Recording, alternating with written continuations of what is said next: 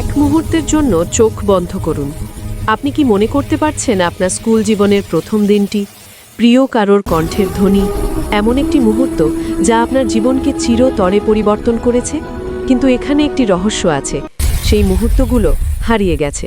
তাহলে তারা কিভাবে এখনও আপনার ভিতরে বিদ্যমান? আপনার মস্তিষ্কের গভীরে প্রায় ৮৬ মিলিয়ন বা ৮৬,০০০ কোটি নিউরন একে অপরের সাথে ক্রমাগত যোগাযোগ করছে।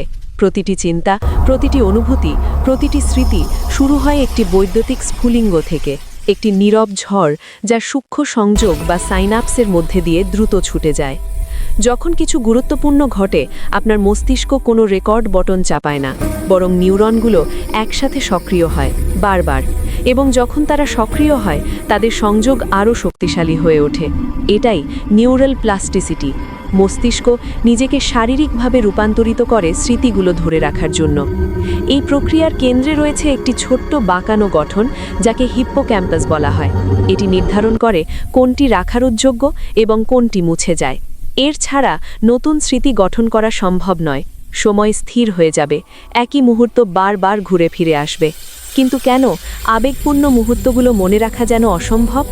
কারণ ভয়, আনন্দ, ভালোবাসা এবং ধাক্কা অ্যামিগডালাকে সক্রিয় করে, মস্তিষ্ককে শক্তিশালী রাসায়নিক দিয়ে ভরে দেয়, যা ঘোষণা করে এটি গুরুত্বপূর্ণ, এটি সংরক্ষণ করো। যখন আপনি ঘুমান, আপনার মস্তিষ্ক বন্ধ হয় না, এটি কাজ করতে থাকে। স্মৃতিগুলো পুনরায় খেলা হয়, শক্তিশালী হয় এবং ভ্রমণ করে ক্ষীণ স্বল্পকালীন চিহ্ন থেকে দীর্ঘকালীন স্থায়ী স্মৃতিতে রূপান্তরিত হয়।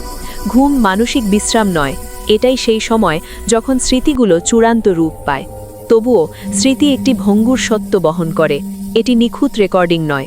প্রতিবার যখন আপনি মনে করেন, সেই স্মৃতি পরিবর্তিত হতে পারে, আবেগ, বিশ্বাস এবং কল্পনার দ্বারা পুনর্লিখিত। আপনার মস্তিষ্ক অতীত সম্পাদনা করে অনুমতি ছাড়াই। তাহলে আপনার স্মৃতি কোথায় সংরক্ষিত? একটি স্থানে নয়, এটি কম্পিউটারের ফাইলের মতো নয়, এটি বিস্তৃত নিউরন নেটওয়ার্কে বিদ্যমান। একটি নিখুঁত ইউনিক প্যাটার্ন, সংযোগ এবং পথ যা পৃথিবীর অন্য কোথাও পাওয়া যায় না। আপনার স্মৃতি কেবল একটি জিনিস নয় যেটা আপনি বহন করেন, এটি এমন কিছু যেটা আপনি। এবং যতক্ষণ না আপনার মস্তিষ্ক সক্রিয়, আপনার অতীত এখনও জীবন্ত, নীরবভাবে গঠন করছে আপনি আগামীতে কে হবেন।